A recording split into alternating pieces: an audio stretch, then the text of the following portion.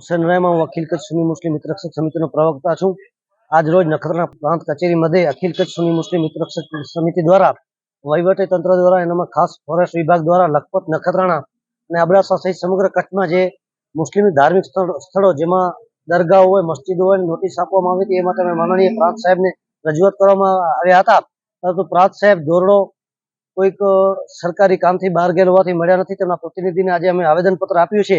આજે અમે આવેદનપત્ર આપવાનો ઉદ્દેશ્ય માત્ર એટલો જ હતો કે લખપત તાલુકાની 16 થી 17 ધાર્મિક સ્થળો જે ફોરેસ્ટ વિભાગ દ્વારા અને મામલતદાર દ્વારા નોટિસ આપવામાં આવી છે, નખત્રાણા તાલુકામાં આપવામાં આવી છે અને અબડાસામાં આપવામાં આવી છે। 2 દિવસ અગાઉ માંડવીમાં પણ આવી રીતે 2 દરગાહોનું બાંધકામ તોડી પાડવામાં આવ્યું હતું, ત્યારે સુપ્રીમ કોર્ટના જસ્ટિસ સૂર્યકાંત અને કેવી વિશ્વનાથનની બેન્ચે સરકારી જમીન પર જેટલા પણ સરકારી દબાણો દૂર થવા જોઈએ, મંદિરો, મસ્જિદો, ચર્ચો, ગુરુદ્વારા ગમે તે હોય, અમે એમ પણ નથી કહેતા કે અન્ય ધર્મોના ધાર્મિક સ્થળો તોડી નાખવામાં આવે, પરંતુ અમારા લખપત, અબડાસા, નખત્રાણા અને કચ્છમાં માત્ર મુસ્લિમ સમાજના ધાર્મિક સ્થળોને ટાર્ગેટ કરવામાં આવ્યા છે। કચ્છનો મુસ્લિમ સમાજ અને સમગ્ર ભારત દેશનો મુસ્લિમ સમાજ એ હંમેશા અમન, ભાઈચારા અને એકતાને માનનારો સમાજ છે। કચ્છમાં મુસ્લિમ સમાજની રેલી નીકળે અને ભૂતકાળમાં 3 થી 4 લાખ માણસો ભેગા થાય અને સાહેબ કોઈ સરકારી મિલકત કે કોઈ પ્રાઇવેટ માણસને અમે કોઈ નુકસાન નથી કરવા। અમે હંમેશા જ્યારે પણ રજૂઆત કરી છે ત્યારે શાંતિથી અને ક્યારે પણ વહીવટી તંત્રને કાંઈ તકલીફ ન પડે એવી રીતે આપી છે। અત્યારે અમે પ્રાંત સાહેબને રજૂઆત કરવા આવી છે, અમે ફોરેસ્ટ વિભાગને પણ રજૂઆત કરશું, જરૂર પડશે અમે કચ્છ કલેક્ટર સાહેબશ્રીને પણ રજૂઆત કરશું, ગાંધી ચિંધ્યા માર્ગે પણ જશું અને એની અંદર પણ 29 તારીખને નોટિસ આપવામાં આવે।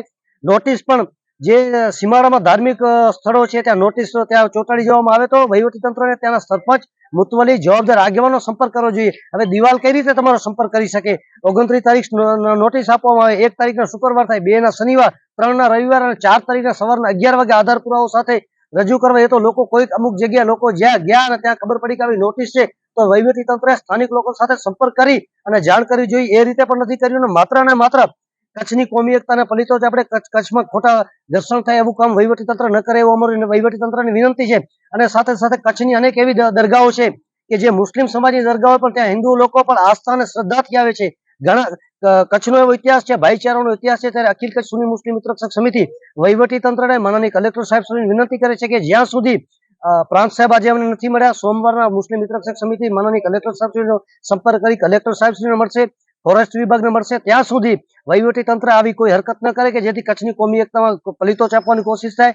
સોમવારના, મંગળવારના જ્યારે પણ ટાઈમ મળશે અમે મળશું। ફરીથી વહીવટી તંત્રને અમારી નમ્ર વિનંતી છે અખિલ કચ્છ સુન્ની મુસ્લિમ મિત્રરક્ષક સમિતિ કે જ્યાં સુધી અમે કલેક્ટર સાહેબને રજૂઆત ન કરીએ, કારણ કે કોઈ અધિકારીઓ અમને વાતચીત માટે મળ્યા નથી। આજે પ્રાંત સાહેબ મિટિંગમાં છે, એમના પ્રતિનિધિ આવેદનપત્ર સ્વીકાર્યું છે, ત્યારે ફરીથી કચ્છ મુસ્લિમ મિત્રરક્ષક સમિતિ વિનંતી કરે છે કે જ્યાં સુધી પણ અમે યોગ્ય રજૂઆત ન થાય ત્યાં સુધી આની અંદર આગળના પગલા ન ભરવામાં આવે એવી અખિલ કચ્છ સુન્ની મુસ્લિમ મિત્રરક્ષક સમિતિની માંગ છે।